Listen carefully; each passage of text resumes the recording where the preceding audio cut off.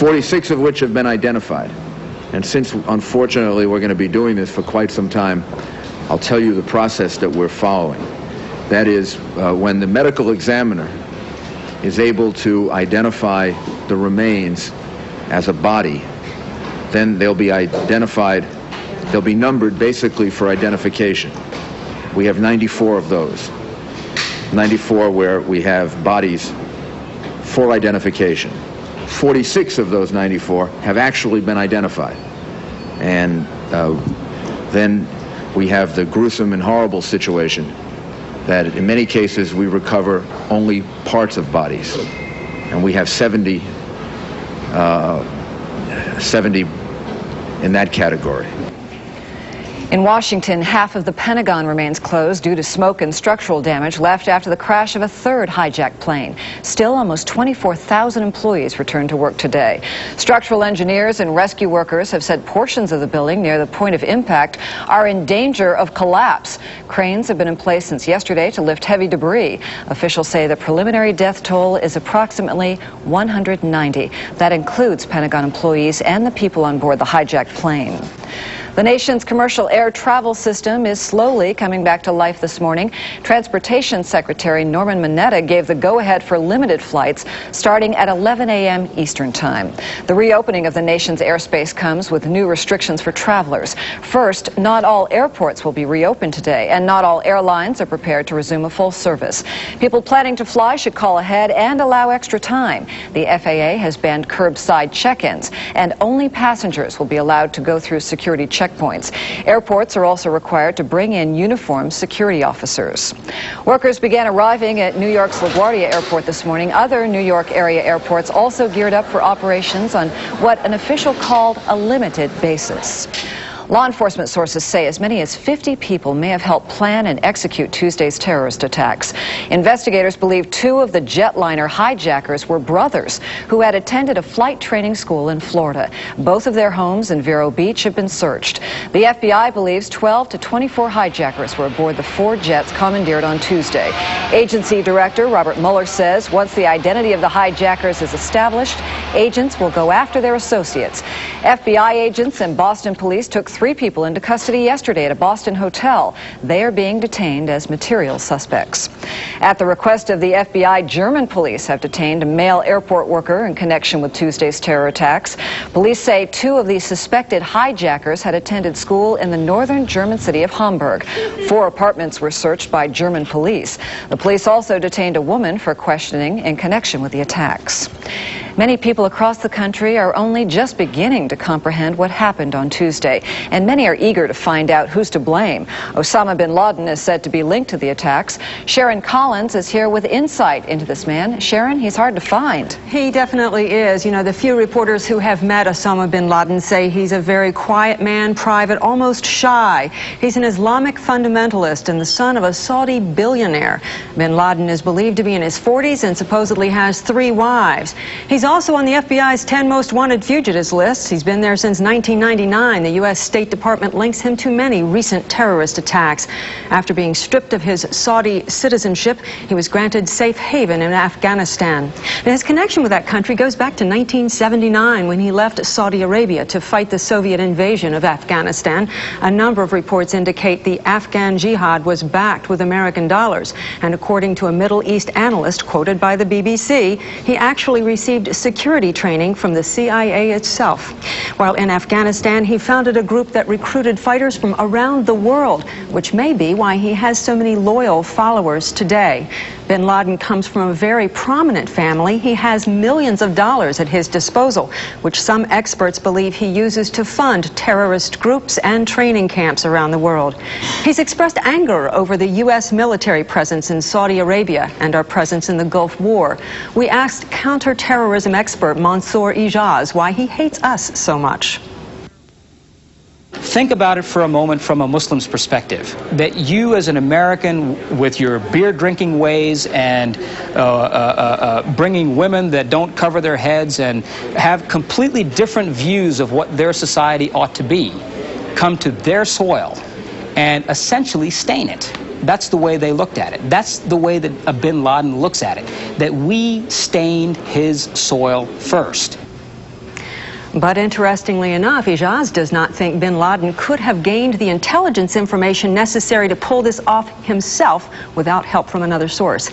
Even so, investigators believe at least some of the people involved in these attacks have links to bin Laden. In past interviews, bin Laden has justified acts of terrorism against the U.S., a country he maintains is guilty of world terrorism of the worst kind. Judy? Sharon, I had never heard of aviation flight school. A Florida driver's license was issued to one of the men who previously held an Egyptian driver's license. That same man allegedly rented a Mitsubishi sedan impounded at Logan Airport in Boston. The car contained flight manuals written in Arabic. FBI agents and Boston police took people into custody yesterday at a Boston hotel. Authorities say they could provide important information. Attorney General John Ashcroft says that more than 4,000 special FBI agents and other personnel in the U.S. and abroad are working on bringing those responsible for the attacks to justice. He says they're pursuing many leads and believes progress is being made. Mr. Ashcroft also assured Americans about traveling again. That's why victims of the most heinous crime in U.S. history. And every American is asked to pause for a moment today to remember the victims.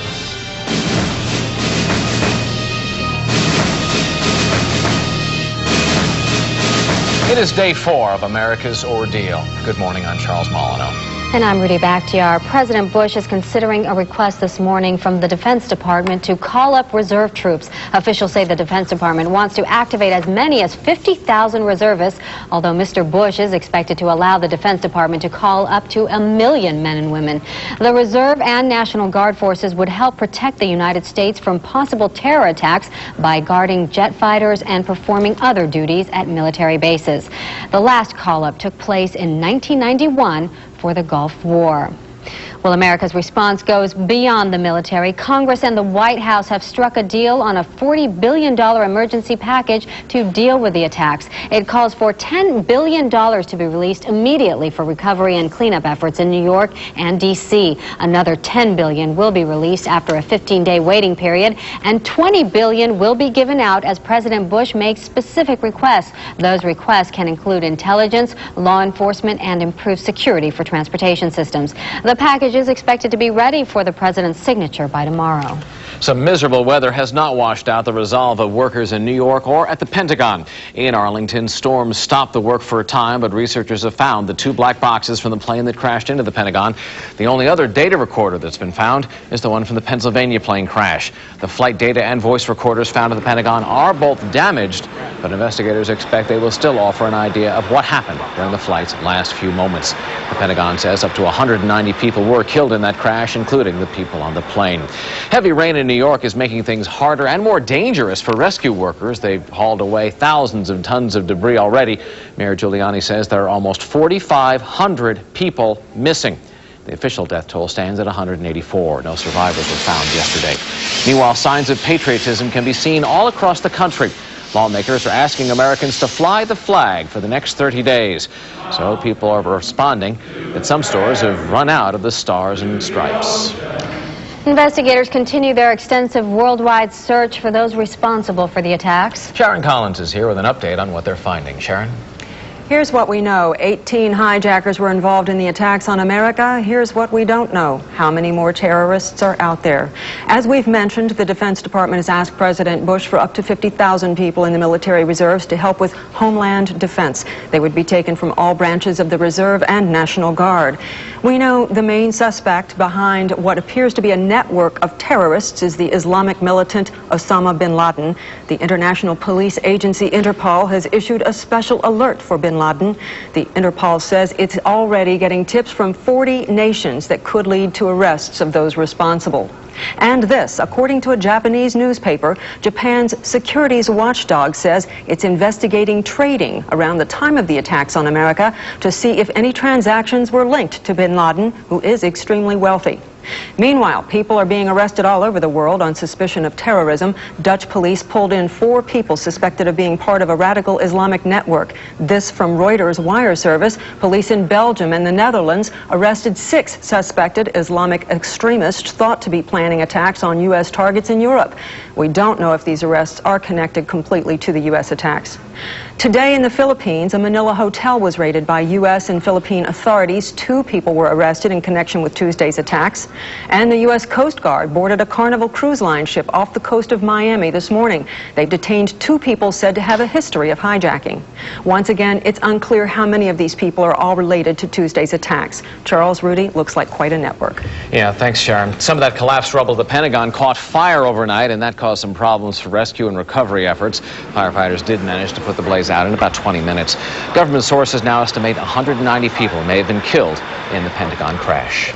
Well, President Bush has taken a first-hand look at the damage there, and he's been talking directly with some of the victims, visiting a Washington hospital yesterday. The strain of dealing with the situation came through as he spoke with reporters.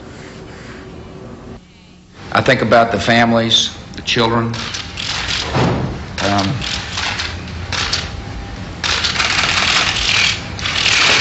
I'm a loving guy, and I'm also someone, however, who's got a job to do, and I intend to do it. Now's an opportunity to do generations a favor by coming together and whipping terrorism, hunting it down, finding it, and holding them accountable. The nation must understand this is now the focus of my administration. Mr. Bush has proclaimed today a national day of prayer and remembrance. He'll be attending a memorial service in Washington. Former Presidents Ford and Carter and former Vice President Gore are also attending. Mr. Bush then goes to New York to see the damage there. An overwhelming number of Americans support the way President Bush has been responding to the terrorist attacks. A Washington Post ABC News poll finds 91% say he's done a good job this week. Their survey also finds a strong majority is ready to accept a long war with many U.S. military casualties. 85% of Americans polled say they would support military strikes against Afghanistan if it refuses to turn over Osama bin Laden. Finding bin Laden was also a priority for President Bush's predecessor, but reports now surfaced that then-President Bill Clinton may have missed a chance. Clinton spent yesterday talking with victims in Manhattan. He told them support for retaliation is at its highest ever. According to the USA Today, that support may have been lacking for him. Senior Clinton officials reportedly got information about bin Laden's location in the final days of the administration. He has a habit of moving around a lot. Former National Security Advisor Sandy Berger tells the paper that at no time did the Pentagon or any senior officials support a planned attack. Part of the sophisticated training for the terrorists likely included briefings on standard American flight procedures in case of a hijack. The St. Petersburg, Florida Times reports airline pilots have long been trained to cooperate with hijackers. Pilots are also told to discourage passengers from becoming heroes. The rules were developed during the 1970s when most hijackers just wanted a ride to some other location. Pilots and lawmakers say the rules should now be revised to deal with terrorists, not travelers. The tighter new security at one American airport isn't looking that tight after a quick test by some Northwest Airlines workers. 2 ground crew personnel walked through a checkpoint in Phoenix with a pocket knife and a corkscrew yesterday. A pilot also purposely breached security when he passed by without proper identification. After they got through, they all told security what had happened, or what hadn't happened. Officials then cleared the terminal and searched for dangerous materials. Nothing turned up. Last night, the FAA questioned the 3 of them. They say they wanted to show security gaps still exist. Investigators say one of the biggest gaps in airport security is the X-ray screeners. On Tuesday, the hijackers carried small knives and box cutters past security screens. A New York Times report says federal investigators have long worried about just such a failure. The low-paying jobs are plagued with high turnover and unskilled workers. Private companies run the screening businesses in U.S. airports. An aviation consumer advocate tells the Times the federal government should control security, as in Israel and many European countries. The last time the FAA released figures in 1987, airport screeners